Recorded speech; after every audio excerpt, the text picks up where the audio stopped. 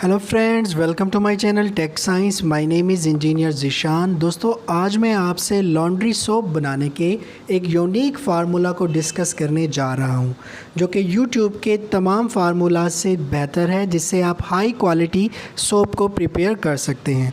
अगर इससे पहले आप मेरे चैनल पर नए हैं तो प्लीज़ मेरे चैनल को ज़रूर सब्सक्राइब कर लें और वीडियो को ज़्यादा से ज़्यादा शेयर और लाइक कीजिएगा। दोस्तों, चलिए शुरू करते हैं इसका फार्मूला। अगर आपको इससे मुतल्लिक किसी केमिकल्स की कोई इन्फॉर्मेशन या डिटेल चाहिए हो तो स्क्रीन पर दिए गए नंबर पर आप मुझसे कांटेक्ट कर सकते हैं। सबसे पहले हमने डिजिटल स्केल की मदद से यूज्ड ऑयल, जिसे इस्तेमाल किया हुआ तेल भी कहते हैं, उसका वज़न तकरीबन 40 ग्राम तक मेयर कर लेना है। व्यूअर्स, बेसिक फार्मूला को आपने समझना है। हमने यूज्ड ऑयल 40 ग्राम लिया तो हमने उसका आधा पोटाशियम हाइड्रोक्साइड 20 ग्राम लेना है और पानी भी हमने 20 ग्राम लेना है। तो हम इनकी मेयरमेंट कर लेंगे। 20 ग्राम पोटाशियम हाइड्रोक्साइड, जिसे कास्टिक सोडा कहते हैं, और 20 ग्राम पानी, जिसे हमने सादा पानी की मेयरमेंट करने के बाद सेपरेट लैंप को लेना है और ट्राईपॉड स्टैंड की मदद से हम यूज्ड ऑयल को ट्राईपॉड स्टैंड पर रख देंगे और सेपरेट लैंप को जला देंगे और कुछ देर के लिए हम अपने यूज्ड ऑयल को गर्म करने के लिए इसके ऊपर रख देंगे। जब तक हमारा यूज्ड ऑयल बबलिंग स्टार्ट नहीं करता, इसके अंदर बबल्स बनना शुरू नहीं होते, हमने इसको तब तक गर्म करते रहना है। जब तक हमारा यूज्ड ऑयल गर्म होता है तब तक हम इसके अंदर और डलने वाली कुछ चीज़ों की मेयरमेंट कर लेते हैं। व्यूअर्स, हमने मेयरमेंट लेने के लिए सबसे पहले एक डिजिटल स्केल को लेना है। उसको ऑन करने के बाद उस पर कोई पॉट रखने के बाद हम वेट को टेयर कर लेंगे ताकि हमारा डिजिटल स्केल ज़ीरो रीडिंग को शो करे। जब digital scale zero reading show कर रहा होगा तो हम इसके अंदर SLES sodium lauryl ether sulphate को डाल देंगे।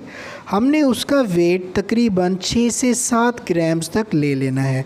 ये एक बहुत ही अच्छा फोमिंग एजेंट है और कॉस्ट वाइज भी ये इकोनॉमिकल होता है। तकरीबन 6 ग्राम तक हमने कंपाउंड 42 प्लस को ले लेना है। कंपाउंड 42 प्लस के क्या यूजेस और बेनिफिट्स हैं, इसके ऊपर भी मैं पहले से एक वीडियो बना चुका हूँ। उसका लिंक मैं वीडियो के डिस्क्रिप्शन या एंड स्क्रीन पर ज़रूर दे दूँगा। व्यूअर्स, हमारा जो यूज्ड ऑयल था कुछ हद तक गर्म हो चुका है। इसके अंदर लाइट सी बबलिंग स्टार्ट हो गई है। मैं सेपरेट लैंप को बंद कर दूँगा और किसी कपड़े की मदद से इस बीकर को मैं ट्राईपॉड स्टैंड से नीचे उतार लूँगा। अब हमने सोप की तैयारी के लिए, एक हाई क्वालिटी लॉन्ड्री सोप की तैयारी के लिए, एक खाली बीकर के अंदर मेयर्ड 20 ग्राम पोटाशियम हाइड्रोक्साइड में 20 ग्राम पानी को ऐड किया।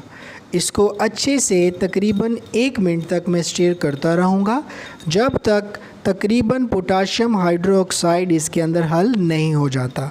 जब इसका काफ़ी सारा हिस्सा पानी के अंदर हल हो जाए तो सॉल्यूशन गर्म हो जाता है। हमने अब इसके अंदर जो हमने मेट कर रखा हुआ था SLES और कंपाउंड 42 प्लस, उसको भी हम इसके अंदर ऐड कर देंगे और ऐड करने के बाद हमने इसको दोबारा से अच्छी तरह स्टीर करना है। स्टीर करते हुए हमने इस बात की कोशिश करनी है कि हमारे जो सारे इंग्रेडिएंट्स हैं होमोजीनियसली एक दूसरे के साथ अच्छे से मिक्स हो जाएं। लेकिन इसका काफ़ी सारा हिस्सा मिक्स हो जाता है, मुकम्मल मिक्सिंग इसकी नहीं होती, तो आपने कंफ्यूज नहीं होना। अब हमने एक अच्छी सी फ्रेगरेंस लेनी है। फ्रेगरेंस मैंने जैस्मीन को यूज़ किया है। अब इसके फार्मूला को भी आपने समझ लेना है। इसका फार्मूला भी हमारे पास ऑयल से रिलेटेड है। ऑयल 40 ग्राम था तो हमने 40 ड्रॉप्स तकरीबन 4 ml फ्रेगरेंस के यूज़ करने हैं। अब इसको मैं अच्छे से मिक्स कर लूँगा और मिक्सिंग मेरी जब कंप्लीट हो जाए तो मैंने इसको आहिस्ता आहिस्ता से यूज्ड ऑयल के अंदर शामिल करना शुरू कर देना है। यूज्ड ऑयल मेरा ज़्यादा गर्म नहीं होना चाहिए। अगर ये ज़्यादा गर्म होगा तो इस मिक्सर के साथ जब इसका रिएक्शन होगा तो बबल्स फॉर्म्स बनेंगे और ऑयल बाहर आ सकता है और हमें हाथों को नुकसान पहुंच सकता है। तो हमने इसीलिए ऑयल को नीम गर्म रखा और इसको इसके अंदर आहिस्ता आहिस्ता से सारा ऐड कर दिया। अब इसकी अच्छे से स्टीरिंग होगी। स्टीरिंग के दौरान काफ़ी सारा रिएक्शन कंप्लीट हो जाएगा। इस रिएक्शन को हम स्पॉनिफिकेशन कहते हैं। स्पॉनिफिकेशन के लिए एक अच्छी स्टीरिंग ज़रूरत होती है।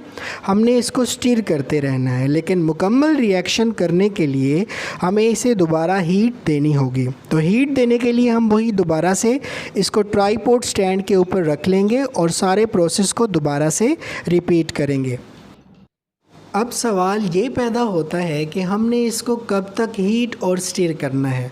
तो आपकी आसानी के लिए एक सिंपल फार्मूला आपसे डिस्कस कर लेता हूँ।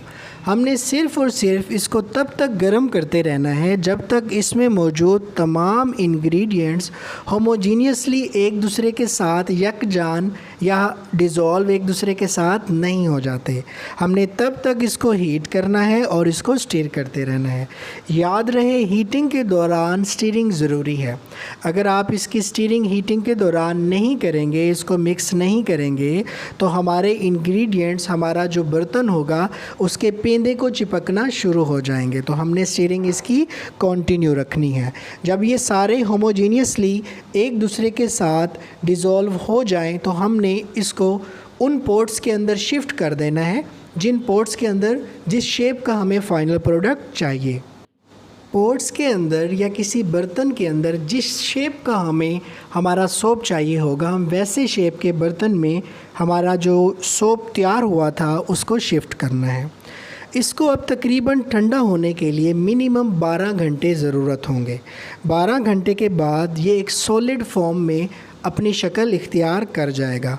अब हमने सिर्फ़ 2 काम करने हैं, एक अच्छी मार्केटिंग स्ट्रेटजी और एक अच्छा प्रोडक्ट आपको बहुत ही ज़्यादा सक्सेसफुल बना सकता है। अगर आप इस फार्मूला से अपने बिज़नेस को शुरू करते हैं तो मैं आपको यकीन दिलाता हूं कि ये इकोनॉमिकल है। इसकी फ़िज़िबिलिटी मैं वीडियो में डिस्कस नहीं करना चाहता क्योंकि वीडियो बड़ी हो जाती है, लेकिन फ़िज़िबिलिटी को मैं वीडियो के डिस्क्रिप्शन में ज़रूर डिस्कस कर दूँगा। इसमें बहुत ही ज़्यादा बिज़नेस मार्जिन है। अगर आप इसको करना चाहें तो बहुत ही अच्छा बिज़नेस है। अगर आपको वीडियो पसंद आई हो तो प्लीज़ चैनल को ज़रूर सब्सक्राइब कीजिएगा, वीडियो को भी लाइक कीजिएगा। Thank you very much.